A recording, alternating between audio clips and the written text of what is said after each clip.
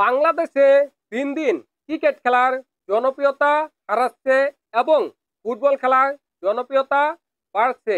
Cricket খেলার জনপ্রিয়তা হারাবে না কেন? বাংলাদেশের ক্রিকেট দল বাংলাদেশের দর্শকদের আঘাত দিতে দিতে তাদেরকে শেষ করে ফেলেছে।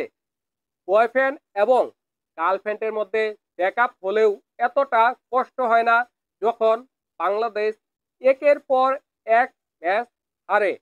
বাংলাদেশ হারতে হারতে তারা ভুলে গেছে কিভাবে জিততে হয় এবং দর্শকরা পরাজয় দেখতে দেখতে তারা ভুলে গেছে বাংলাদেশ কবে ম্যাচ জয় লাভ করেছিল। অন্যদিকে বাংলাদেশ ফুটবল দল যখন হামজা চৌধুরী যোগদান করলো তখন থেকেই বাংলাদেশ অন্যরকম একটি দলে পরিণত হয়েছে। বাংলাদেশ ভারত ম্যাচ, ওই ম্যাচে বাংলাদেশ ড্র করেছিল এবং বাংলাদেশের প্লেয়াররা চমৎকার অসাধারণ খেলেছিল।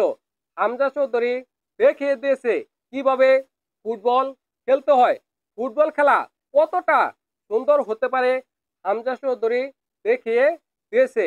তারপর থেকেই বাংলাদেশের দর্শকরা ফুটবল খেলা পছন্দ করে এবং বাংলাদেশ ভুটান প্র্যাকটিস ম্যাচ, ওই ম্যাচে বাংলাদেশ ভুটানকে 2 গোল দিয়েছে।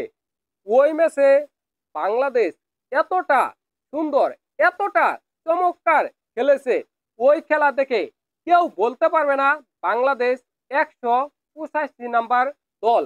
কেউ কল্পনা করতেও পারবে না বাংলাদেশের প্রতিটা প্লেয়ার এত সুন্দর খেলেছে, এত চমৎকার চমৎকার পাস করেছে।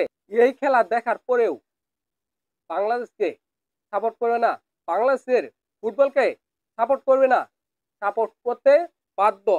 দেখেন প্র্যাকটিস ম্যাচেই ক্রিকেটের অভাব, ক্রিকেট পাওয়া যাচ্ছিল না, ক্রিকেট শেষ হয়ে গেছে।